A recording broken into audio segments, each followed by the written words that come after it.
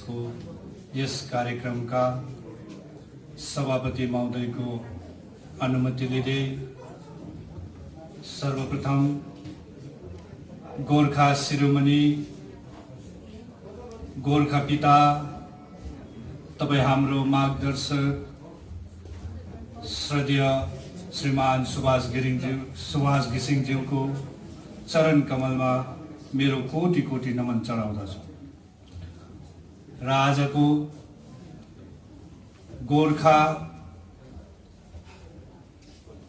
नागरिकता दिवस यो कन्फ्युजन पनि हुन सक्छ।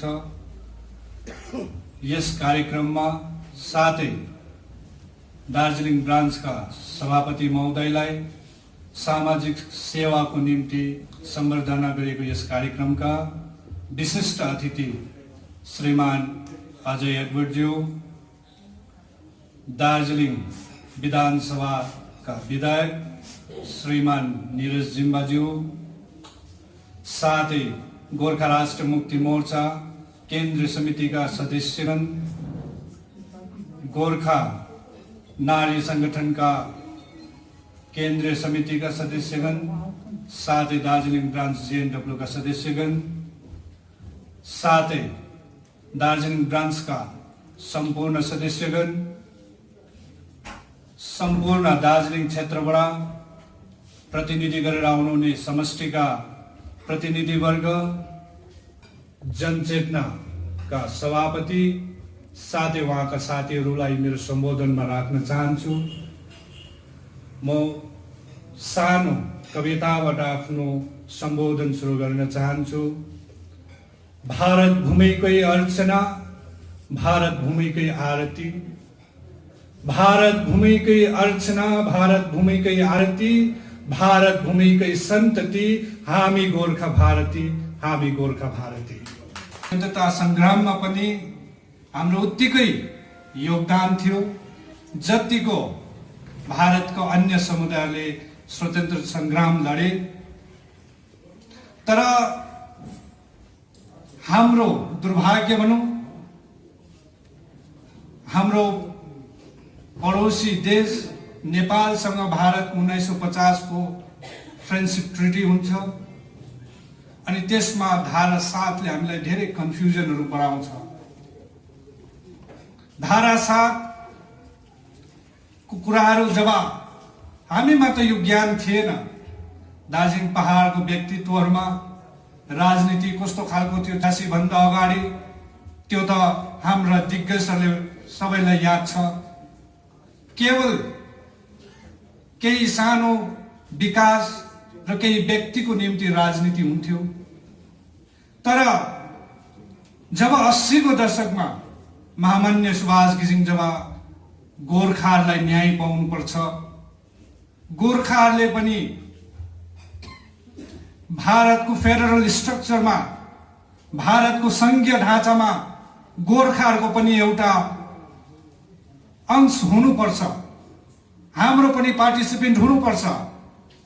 जब तिरंगाको आन बान शान को कुरा थियो, 1947 को अगाडिको जुन भारत स्वतन्त्रको लडाई थियो त्यसमा पनि गोर्खाको उत्तिकै योगदान थियो। सुभाष चन्द्र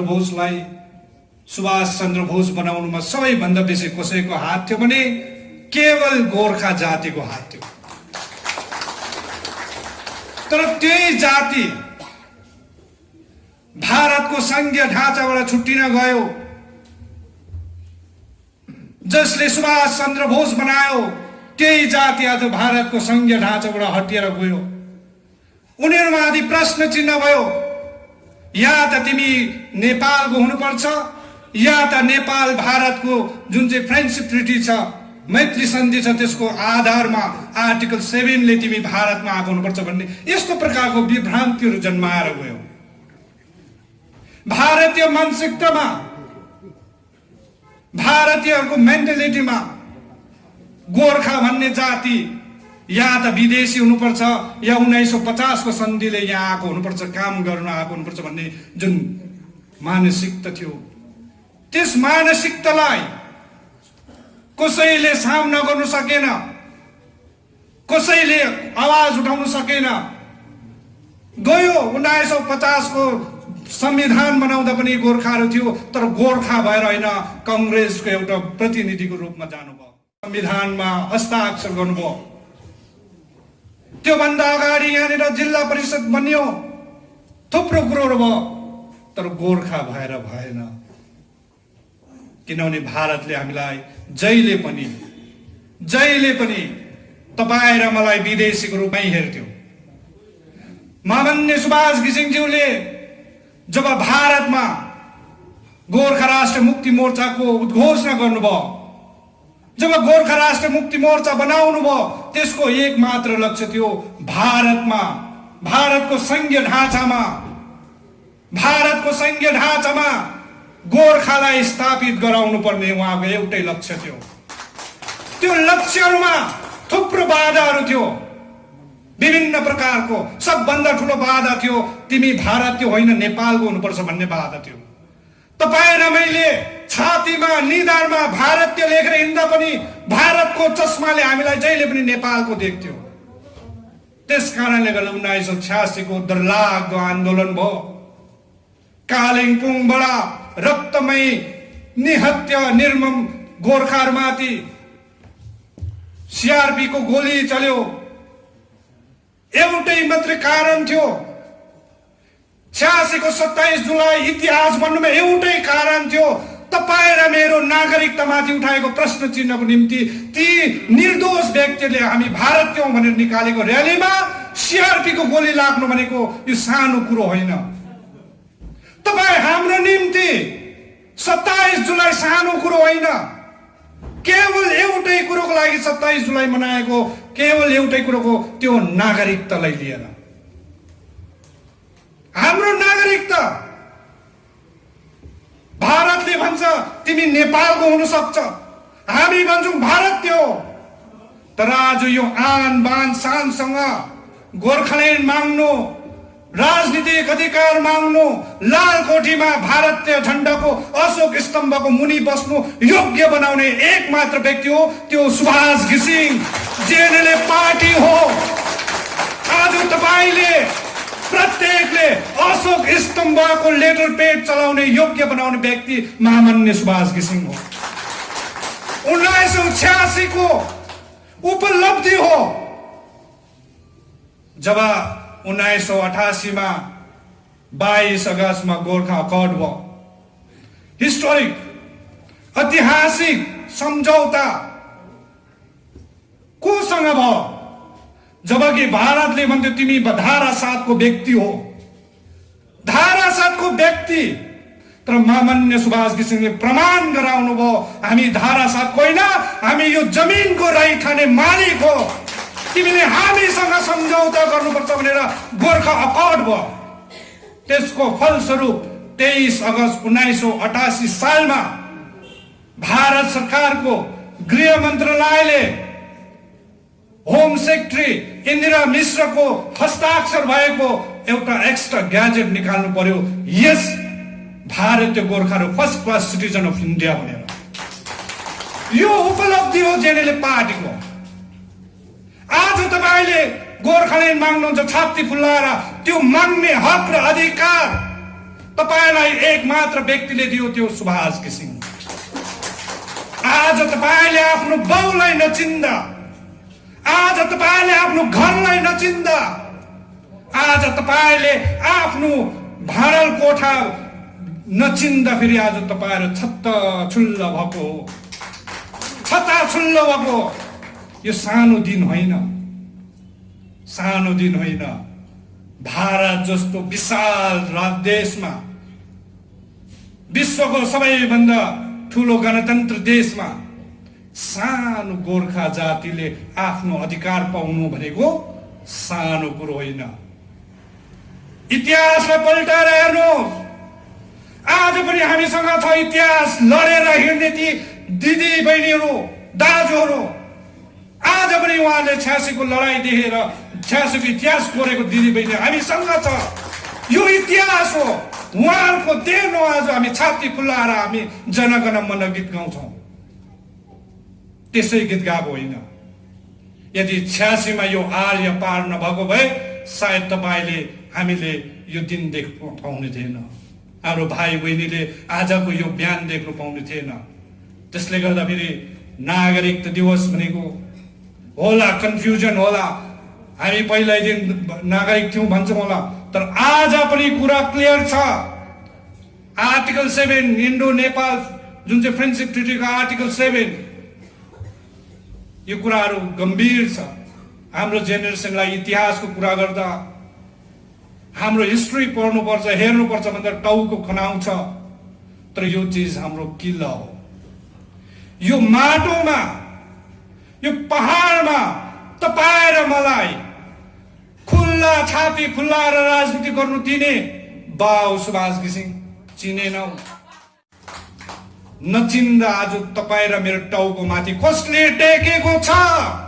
आज तपाईँ र मैले राजनीति खुलेर गर्नु नपाउनु तपाईको गलत राजनीतिले हो, जेएनएलएफको राजनीतिले होइन। जेएनएलएफले त जहिले पनि तपाईलाई, यो जातिलाई, यो देशमा खुल्ला राजनीतिको शक्ति दिएको थियो। हाम्रो माग भारत विरोधी होइन, भारतीय राजनीतिमा हाम्रो पनि बराबरको अधिकार हुनुपर्छ भन्ने माग हो। हाम्रो माग पर्मानेन्ट पोलिटिकल सोल्युसन भनेको हामीले आजादीको साथमा हाम्रो जग्गालाई हामीले चलाउनु पाउनुपर्छ भारतको संविधानको आधारमा भनेको। कुनै संविधानको विरुद्धमा हामी बोलेको होइन, कुनै संविधानको विरुद्धमा काम गरेको छैन जेएनएलएफ पार्टीले। आज प्रत्येक पार्टीले गोर्खाल्यान्ड भन्छ, तर गोर्खाल्यान्डको जन्मदाता मिसन भिजन जसले बनायो उसलाई तिमीले नाकार्छौ अनि तिमीले गोर्खाल्यान्ड पाउँछौ। मैले स्वतन्त्रता भारतको इतिहास पढ्नु हो भने मेरो नजरमा हिरो महात्मा गान्धी हुन्छ। मेरो नजरमा महात्मा गान्धी हिरो हो। आज हाम्रो इतिहास उल्टा पढ्दैछ। आज जसले गोर्खाल्यान्ड भन्नु सिकायो, जसले यो देशमा गोर्खाको लागि राजनीतिक अधिकारको बाटो प्रशस्त गरायो, ऊ चाहिँ आज गोर्खाल्यान्डको गुण्डा भयो, गोर्खाल्यान्ड बेचे खाने चाहिँ हिरो भयो। यो खालको इतिहास पढाइँदैछ यहाँ, यसको इतिहास पढाउँदैछ। त्यसले गर्दा फेरि म तपाईहरुलाई भन्छु, तपाईहरु जेएनएलएफ पार्टीमा हुनुहुन्छ, निर्धक्क बस्नुहोस्। मान्य अजय एडवर्डजीले मान्छेलाई कन्भिन्स गराउँदा एउटा कुरो बडा मिठो कुरो भन्नुहुन्छ, भगवान श्री राम पनि 14 वर्ष वनवास गएको थियो। म पनि भन्छु उहाँको कथन एकदम सत्य हो। 14 वर्ष बादमा राम राज्य फर्क्यो, तर भगवान श्री राम वनवास जाँदा फेरि उहाँलाई सहयोग गर्ने राम र लक्ष्मण, हाम्रो पार्टीमा पनि मन घिसिङ र अजय एडवर्ड भनेको राम र लक्ष्मण हो, राम लक्ष्मण हो। अनि हामी बानर सेना जस्तो अटुट भएर खट्नुपर्छ, बनाउनुपर्छ उहाँको हौसलालाई।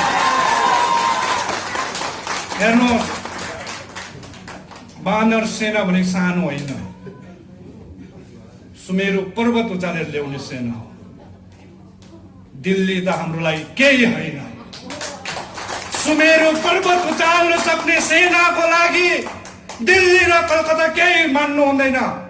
कर्म राम्रो गर्नुपर्छ, आफ्नो नेतृत्वमा विश्वास राख्नुपर्छ। आज उहाँलाई सम्मान गरायो। भगवत गीतामा भन्नुहुन्छ,